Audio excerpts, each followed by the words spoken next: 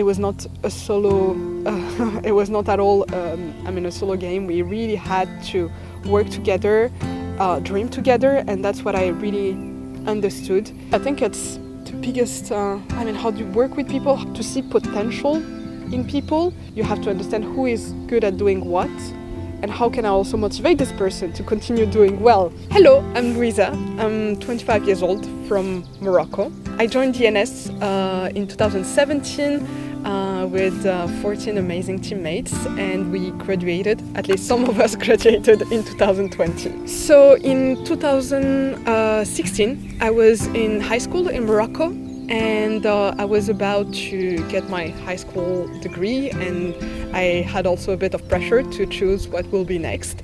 And we were quite lucky to receive in Marrakesh the COP22, and with a association working in environment in high school, we went to the COP12. That was a climate conference dedicated to youth. And well, at some point while passing in front of people that were there and presenting their programs and projects, at some point my eyes got caught by a motto, like, to teach is to change lives forever. I met who was going to become my teacher, Svetlana.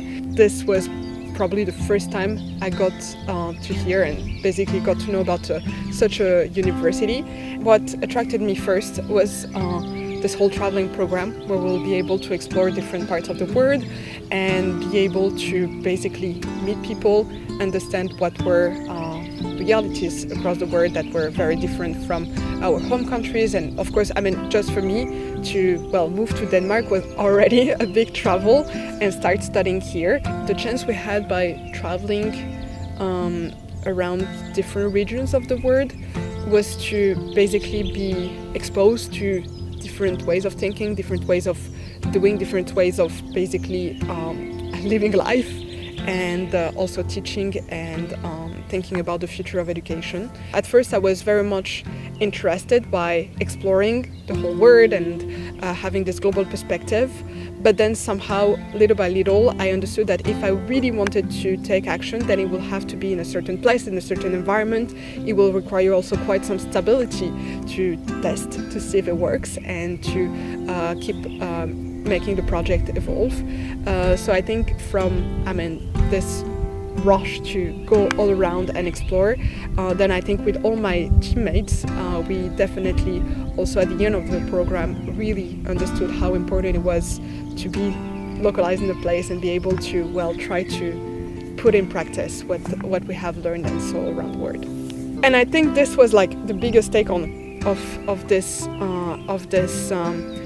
DNS program, is that at the end you understand if you really want to do something, you have to be in a place, you have to be engaged with people, you have to be dedicated to just try out, and it requires time, it requires investing your thoughts, your resources into this place and environment where you want to try out, because otherwise then it's very superficial.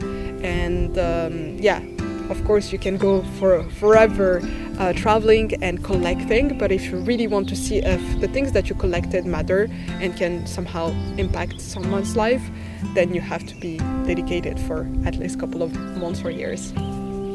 This interdisciplinarity, I think, is definitely what makes DNS a super cool program, because today, there are a lot of universities actually trying to implement programs or masters where they mix people with different expertise, because they understand that's the best way to tackle a challenge, that's the best way to be also innovative. I think this is definitely the strength of this program. So a year ago, I met a person that was starting an organization with 3 other people in West Africa, and they were all passionate about education or directly working in a school or university. And he proposed me basically to join the team of co-founders, and this association is called Forum 2040.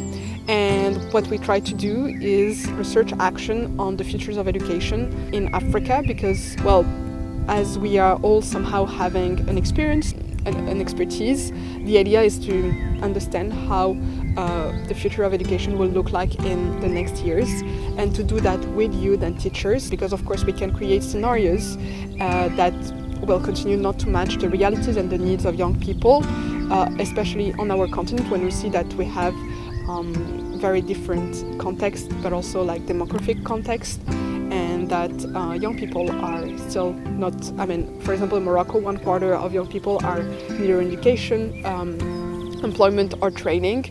So it means that you have a ton of human resources that is just not able to put their potential at the advantage of the society. So yeah, what we try to do is to make sure that we will create solutions with youth to transform education in the next years.